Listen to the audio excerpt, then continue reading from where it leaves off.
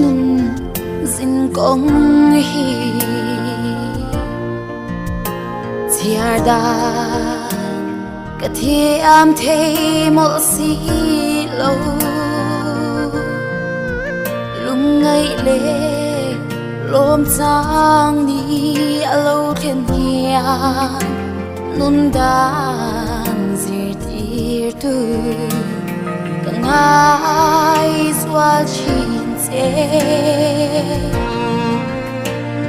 raboni lo ngai le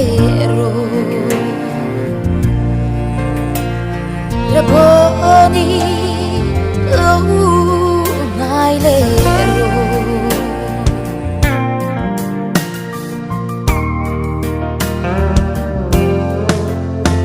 lalpan ka chung chang thua chua min shil ka kal sang don lo che do tu le soi che tu te kara po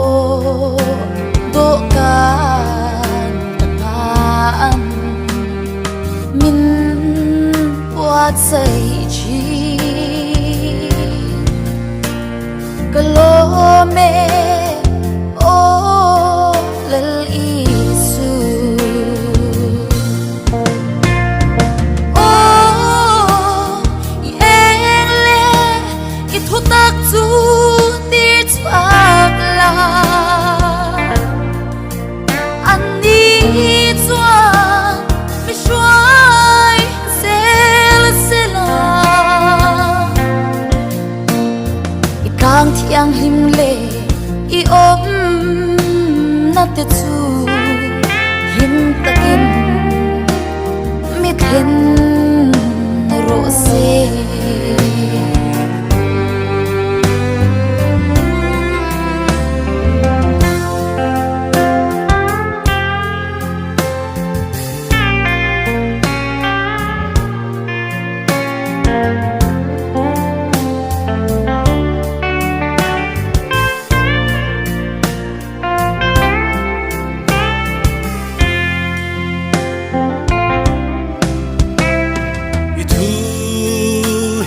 kata khôn varani ka kong atan eng moi tak su zan thim le mun kho har noya o min shil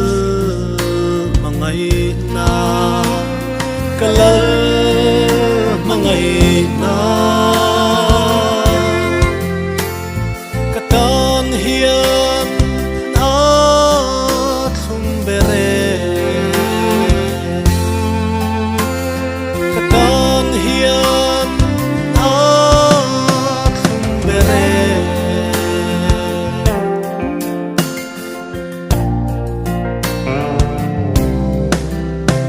nang ni thok rim zong tele puri phur zong tu isuan len khen ula acho kang cheu puri ta ko chi isua kianga chua ron pan la chol ve to ro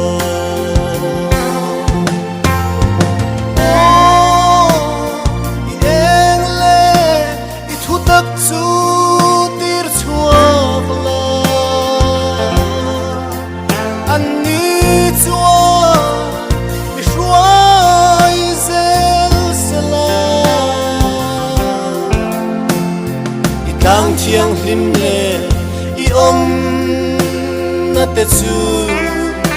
im takin mi khen ro se im takin mi khen